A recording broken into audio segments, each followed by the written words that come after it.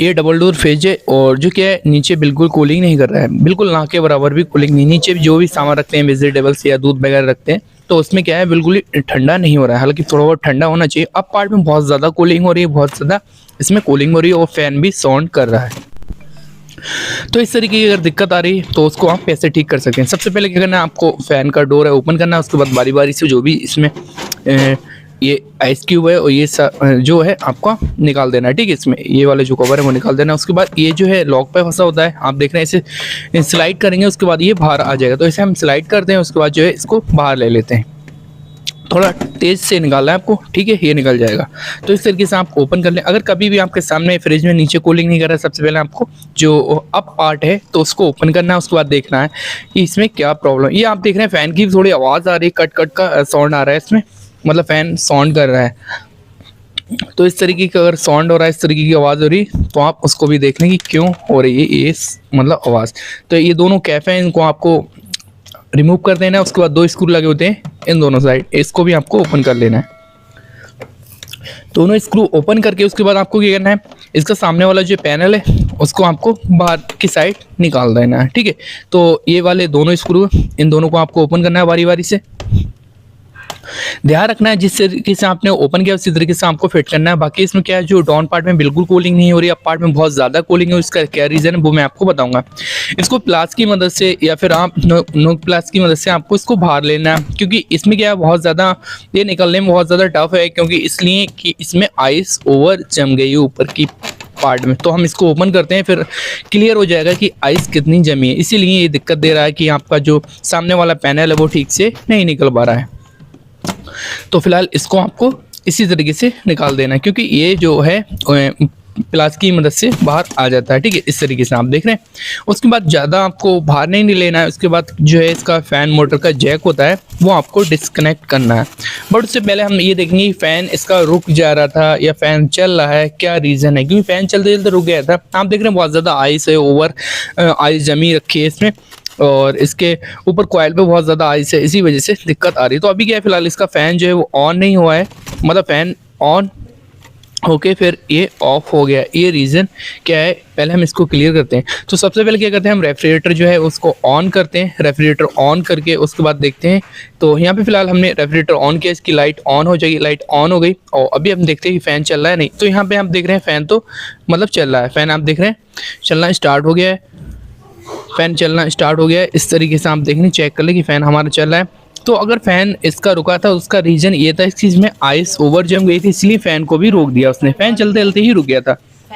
तो फिलहाल फ़ैन को आपको हटा देना। उसके बाद देखना है कि इसमें क्या रीज़न है जो इसमें आइस ओवर जमी है। तो सबसे पहले क्या है, इसके दो एक सेंसर होता है, एक एनटीसी सेंसर, एक फ्यूज होता है। इन दोनों को चेक करके भी हम दिखाएंगे कि इसको आप चेक कैसे कर सकते हैं क्योंकि अगर ये ख़राब है तो 100% आपका ओवर आइस जमेगी और वहाँ पे क्या है, ये कूलिंग को सेंस नहीं करेंगे, इस वजह से ओवर आई जमेगी और आपका डाउन पार्ट में बिल्कुल कूलिंग नहीं होगी, क्योंकि फ़ैन का फ्लो नीचे नहीं पहुंच पाएगा। तो इसका फ्यूज है ये फ्यूज होगा, इसको भी हम चेक करके दिखाएंगे। तो इसके हमने वायर कट कर लिए हैं, क्योंकि इसका जो है वायर इसे हमको अटैच कर देना है न्यू वाला। आपको सैमसंग के ओरिजिनली लेने हैं, सेंसर ये दोनों, आप लोकल लेंगे तो फिर दिक्कत आ सकती है। इसके अंदर मॉइस्चर वगैरह बहुत ज़्यादा आ गया है, मतलब इसके अंदर नमी पहुँच गई, इस वजह से ये सेंस नहीं कर पा रहा था। बाकी जो है इसमें एक एनटीसी सेंसर लगा होता है, जो कि येलो कलर की वायर होती है, वाइट कलर का सेंसर होता है। वही हम बाहर ओपन करके इसको मैं दिखाता हूँ। आप देख रहे हैं फिलहाल बहुत ज़्यादा आइस जम ही रखी है। अगर आइस बहुत ज़्यादा जम गई तो आप पानी लें गर्म और उससे जो है मेल्ट कर दें, जल्दी ये मेल्ट हो जाती है। तो इस तरीके से क्या आपका थोड़ा टाइम बच जाएगा कि आप अगर इसको मेल्ट कर देंगे अच्छे से, जो पानी है उसको आप बॉयल कर दें और उसके बाद जो है इस बर्फ़ पे आप जब डालेंगे तो ये बर्फ़ मेल्ट हो जाएगी। तो फिलहाल हमने क्या है, इसका सेंसर है, एक कैप लगी होती है और ड्रायर के जस्ट पास में होता है ये, जो ऊपर कूलिंग कॉइल में ड्रायर लगा होता है वहाँ पर, ठीक है, फिल्टर। तो फिलहाल इसको क्या है, हमें इसकी कैप जो है इसको रिमूव कर देना है और उसके बाद जो है इसकी कैप जब निकल जाएगी उसके बाद जो एक सेंसर होता है, आप देख रहे हैं ये सेंसर लगा होता है इसमें, और उसके बाद ये सेंसर निकाल देना है और सेंसर बाहर लेके इसको भी आप चेक कर लें कि सेंसर ये ख़राब तो नहीं है। क्योंकि ये भी क्या है सेंसर कैसे चेक करेंगे वो भी मैं आपको तरीका बताऊंगा। दोनों चीज़ें एनटीसी सेंसर है प्लस आपका जो फ्यूज है, उन दोनों को मैं चेकिंग करके आपको बताऊंगा क्लियर तरीके से कि आप इसको कैसे चेक कर सकते हैं, कैसे क्लियर कर सकते हैं कि ये ख़राब है या फिर ठीक है। तो फिलहाल इसमें तो जब हमने चेक किया था इसको, तो इसमें कोई वैल्यू वगैरह शो नहीं हो रही थी, मतलब किलो ओम पे ये चेक होता है। तो इसको तो फिलहाल मैंने चेक कर लिया था और उसके बाद जो है इसे हम चेकिंग करें, उसके बाद कोई वैल्यू शो नहीं हुई। ये फिलहाल नए वाले हैं, मैं इसको भी चेक करके आपको दिखा दूँ कि ये ठीक है या नहीं, क्योंकि जब आप इंस्टॉल करें दोनों सेंसर को तो आप उससे पहले क्लियर कर लें कि ये ठीक है या नहीं। ये फिलहाल सैमसंग की ही ओरिजिनली, तो हम इसको कनेक्ट करके फिर आपको दिखाते हैं। बट उससे पहले जो है हम इसको चेक करेंगे। तो आप जब फ्यूज चेक करेंगे तो उसमें क्या है, मीटर जो है आपका क्वांटिटी की रेंज पे सेट होना चाहिए। इसके बाद यहाँ पर वीप का साउंड आना चाहिए। तो आप देख रहे हैं यहाँ पर साउंड आ रहा है, तो इस तरीके से साउंड आ रहा है तो आपका जो फ्यूज है वो एकदम ओके, कोई दिक्कत नहीं है। तो आप इस तरीके से चेक कर सकते हैं ये चीज़, तभी उसके बाद आपको करना। ये जो एंटी सेंसर किलो ओम पे सेट करना है, यहाँ पे क्या है 4 किलो ओम होना चाहिए। तो आप देख रहे हैं यहाँ पर 5 किलो ओम है और ये जो है अगर इतनी किलो ओम आती है तो आपका ओके। अगर आप इस सेंसर को जो है आइस में रखते हैं, जैसे कि आपने आइस में रखा है, जब आप सेंसर को आइस में रखेंगे तो वहाँ पे जो टेम्परेचर होना चाहिए 13 तक जाना चाहिए, मतलब 13 तक किलो ओम जाना चाहिए, ठीक है इसकी।